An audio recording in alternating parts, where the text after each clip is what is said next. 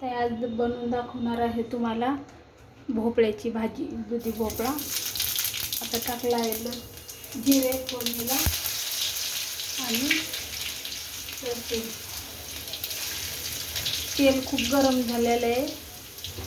आणि आता टाकते आहे मोहरी आणि ही हिरवी मिरची अद्रक लसणाची पेस्ट आहे ती टाकते. आपल्याला पाहिजे तेवढ्या प्रमाणात टाकायचं आपण.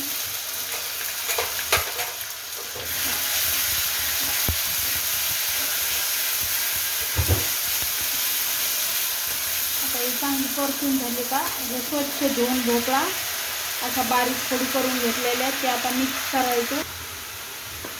हे पाहता याच्यामध्ये टाकायचं आहे मीठ, चवीपुरतं मीठ टाकायचं, हळद टाकायची.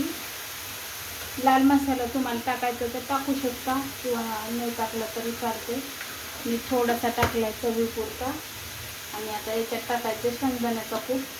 शेंगदाणे चांगले भाजून घेऊन त्याचा कूट बनवलेला आहे. थोडंसं शेंगदाण्याचा कूट टाकायचा चवीनुसार. आता हळद, तिखट, मीठ हे सगळं मिक्स करून हे पहा तुम्ही याच्यामध्ये पाणी न टाकता नुसती झाकण ठेवून सुकी भाजी पण बनवू शकता. खूप छान लागते. आणि मी थोडंसं रस्सा बनवणार आहे म्हणून मी आता पाणी टाकते शिजायला. आता छान अशी शिजवून घ्यायची थोडा वेळ.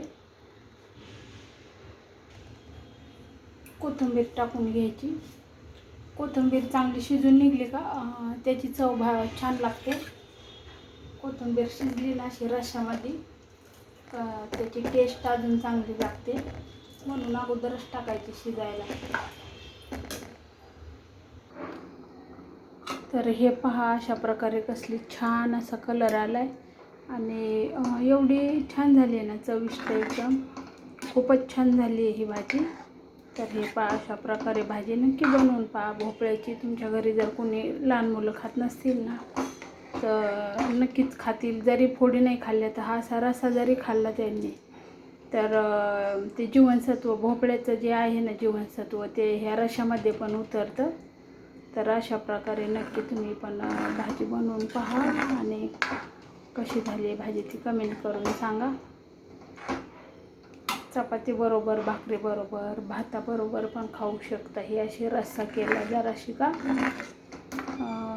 अप्रतिम अशी भाजी झालेली आहे. तर व्हिडिओ पाहिल्याबद्दल खूप खूप धन्यवाद.